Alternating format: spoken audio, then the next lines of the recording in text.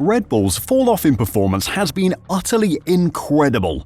They've gone from winning the season opener by 20 seconds to fighting McLaren for race wins in Spain, Canada and Austria, to finishing almost 40 seconds off the lead at Monza. The reason behind that collapse has been highly contentious. Talk of illegal brake systems shook the sport, or could it be the loss of the sport's greatest designer? Is the impact of having less wind tunnel and CFD time finally taking its toll? Could it be the controversy around Horner destabilising the team? Everyone has their opinion on what has caused Red Bull to go from having the most dominant car the sport has ever seen to having the fourth fastest. But now, Red Bull have finally admitted that one of these factors has caused their collapse in performance, and today I'll check it out, so don't go anywhere. It's difficult to comprehend what has happened at Red Bull this season. Over the opening rounds, it looked like Max Verstappen would stroll to another comfortable World Drivers' Championship. A repeat of 2023 was never going to happen, but a comfortable 150 to 200 point lead by the end of the season seemed completely realistic. There were some blips, like in Miami and Monaco or Australia's brake failure, but Verstappen and Red Bull still look to be ahead of the pack. Since then though, the closest Verstappen has gotten to a race win was at Silverstone, and that was only due to a McLaren strategy meltdown. Red Bull have been well off the pace, and that collapse in form has been utterly perplexing. Max Verstappen's frustration and anger at the performance of his Red Bull car at the Italian Grand Prix was almost visceral. The world champion is unafraid to speak his mind, and he did so to damning effect in Monza, condemning the car as an undrivable monster that might cost him a fourth title. Verstappen is known for his explosive temperament, which at times bites the hand that feeds him, but in his defense, this time he's completely correct. He's been warning the team for months that the car has become unstable and unpredictable, but Red Bull have been unable to do anything about it, and a fourth straight driver's title is slipping away from him because of it. Verstappen qualified 7th in Monza and finished 6th in a race where the winner, Ferrari's Charles Leclerc, and the two McLarens of Oscar Piastri and Lando Norris in 2nd and 3rd were in a different league, more than 30 seconds clear of the Red Bull. Verstappen's teammate Sergio Perez described their car as handling like a boat. It was the cruise liner to Ferrari and McLaren's speedboats last weekend. Red Bull are in an awful situation, and unfortunately for them, they lost the thing that could have been the solution many months ago. Red Bull have always tried to downplay the impact of the departure of Adrian Newey. They boldly announced that one person couldn't make a difference in a company of over 1,000 employees. It was hardly the stirring encouragement the remaining 1,000 or so staff needed after his departure, but it did make sense.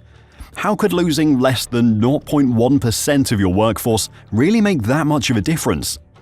But if we were really all that meaningless in the great machine of life, a lot more people would have given up long ago. There is a reason people get fired for doing a bad job. Every cog has an impact, good or bad, and Adrian Newey just so happened to be a very large and very important cog in the Red Bull machine. For the first time, Red Bull have admitted that losing Newey has had an impact on the team. A few months ago, Helmut Marko said that all the people that were leaving would not affect the team, but seeing that they're hitting rock bottom, his tune has now changed. Asked if the Horner case had had an impact on Red Bull by OE24, he said, "It is obvious that something like this does not help, but ultimately that has nothing to do with our technical problems," said the Red Bull advisor. Instead, he pointed the finger at Adrian Newey and Jonathan Wheatley, two of the biggest names to have left the team. Rather, it's the departure of important people.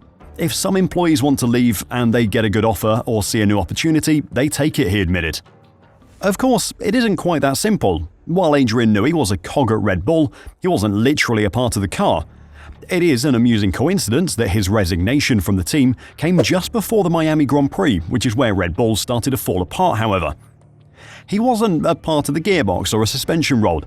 The RB20 didn't get worse because Newey left, but his leaving has had a huge impact on how the car is developed.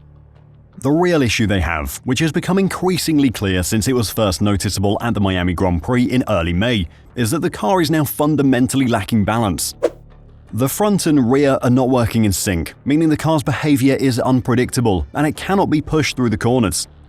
Attempts to compensate for it have in turn created oversteer, creating the boat-like steering that Checo complained about, and subsequently working the tyres harder, creating degradation and grip problems. The issues that have created this disconnect appear to have arisen as a result of upgrades the team have been bringing in since the lead up to Miami.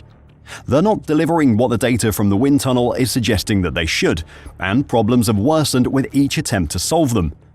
This isn't a new narrative in the current era of Formula One. Mercedes spent over 2 years complaining that their car didn't perform on track like it did at the factory.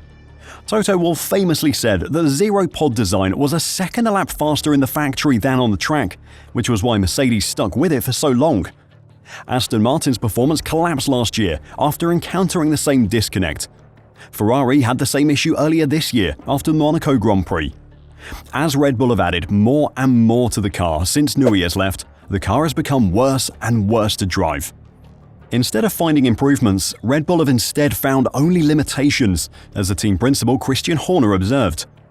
As we've pushed the package harder, it's exposed the issue. He went into more detail by saying, "There's a balance issue with the car that isn't allowing the drivers to commit to corner entry. As soon as you calm down the rear, you do that by compromising the front. Then you end up with understeer, and then you kill your tyre that way." What concerns Verstappen and the team is that they still have not found a solution.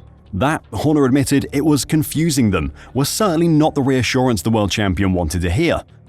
The team announced in Monza that they would be reviewing everything that happens at the factory in the lead up to the Azerbaijan Grand Prix to try and find the reason why their upgrades had stopped working in the way they expected.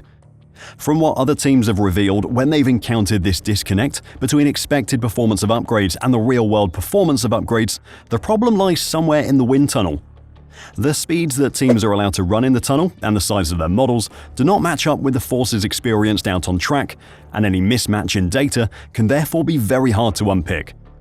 Horner highlighted how the recent upgrades have added downforce to the car but have ruined the balance in the process. "I think that recent upgrades were aimed at putting load on the car," he said. "It's disconnected front and rear, and we can see that. Our wind tunnel doesn't say that, but the track says that. So it's about getting on top of that, because obviously, when you have that, it means you can't trust your tools. So then you have to go back to track data and previous experience." In adding more and more downforce to the car, Red Bull have made it worse and worse to drive. For a time, Verstappen was able to control the poor balance through raw skill, hence the large gap between him and Perez through the middle of the season.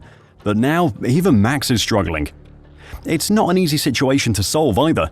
Ferrari took upgrades off their car as they spent a number of races trying to find the root of the problem. But with a Drivers' Championship on the line and only 8 races remaining, Red Bull don't have the luxury of time. Also, Red Bull are in a worse position. They fitted multiple upgrades since the Miami ones, which first introduced the problem. Ferrari just had one flaw to take off, but Red Bull are basically in a completely new car, aerodynamically at least. While they might have finally admitted what's causing their problems, they're a long way from resolving them. Do you agree with Red Bull? Could it be a disconnect between their testing facilities and the real world that's causing the problems? Has Newey leaving had an impact? Or do you think the theorized brake system change is what has really done it? Let me know your thoughts in the comments down below, and until next time, drive safe and bye for now.